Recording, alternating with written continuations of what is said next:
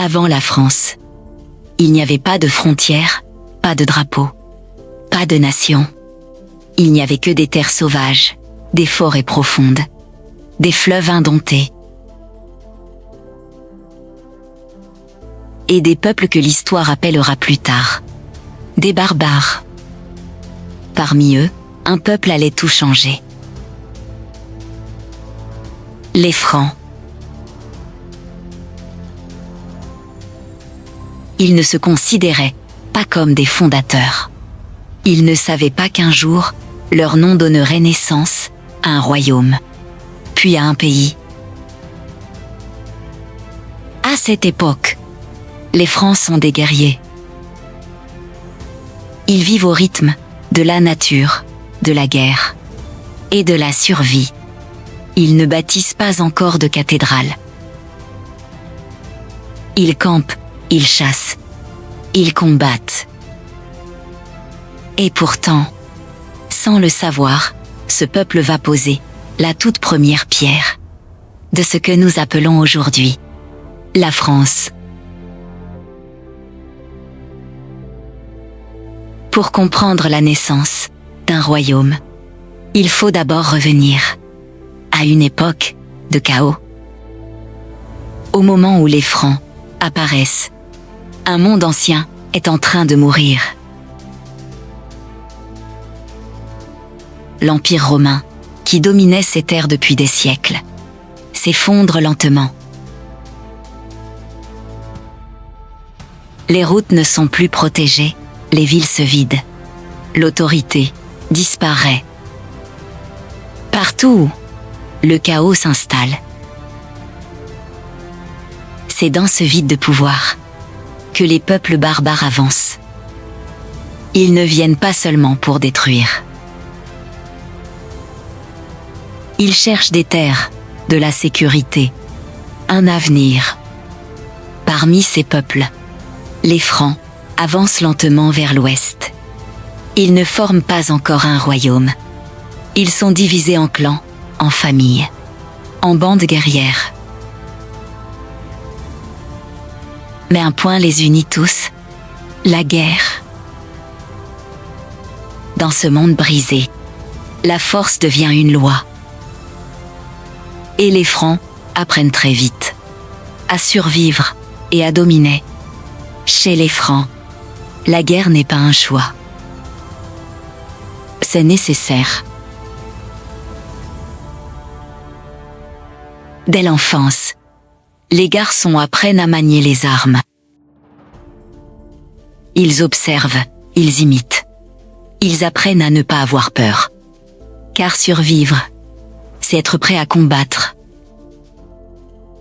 Les Francs se battent à pied, toujours proches les uns des autres. Leur force, c'est le groupe. Leur arme la plus redoutée est une hache courte, lancée avant l'impact. Elle brise les boucliers. Elle sème la peur. Mais la guerre n'est pas seulement une affaire d'hommes. Les femmes entretiennent le camp, soignent les blessés, protègent les enfants. Chez les Francs, la guerre façonne tout. Les corps, les esprits et les destins. Avant d'être chrétiens, les Francs croient en d'anciens dieux. Des dieux de la nature, de la guerre et du destin. Ils honorent les forêts, les rivières, les ancêtres. Chaque élément du monde possède une force invisible. La guerre est sacrée, la mort aussi. Mourir au combat, c'est rejoindre les anciens. Les chefs sont aussi des guides spirituels. Ils interprètent les signes, les rêves, les présages. Car pour les Francs, le monde visible n'est jamais seul. Il existe toujours un monde invisible, juste à côté.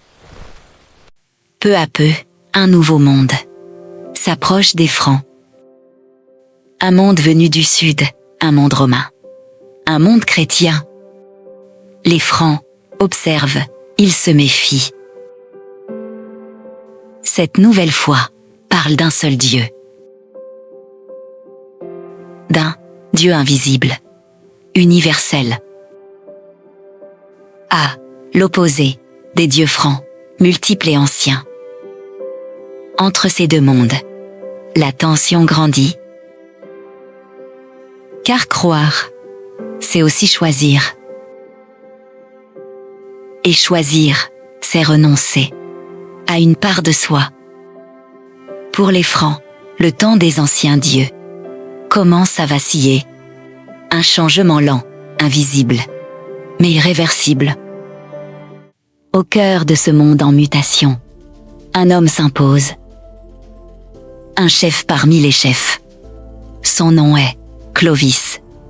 Il n'est pas encore roi de France. Il est roi des Francs saliens. Un chef ambitieux, déterminé. Il comprend très vite que la force seule ne suffit pas. Pour durer, il faut unir. Pour unir, il faut convaincre. Et parfois, changer. Le jour où Clovis accepte le baptême, tout bascule. Les dieux anciens s'effacent. Le Dieu unique s'impose. Les Francs deviennent le peuple qui portera la nouvelle foi. Avec Clovis naît une nouvelle ère. Un royaume commence à émerger. Des anciennes tribus. Les Francs ne sont plus seulement des guerriers. À partir de Clovis, les Francs deviennent autre chose. Ils deviennent un peuple, un royaume. La France, un jour, portera leur nom. Les Francs ont bâti plus qu'un royaume. Ils ont fondé une histoire. Et cette histoire continue encore aujourd'hui.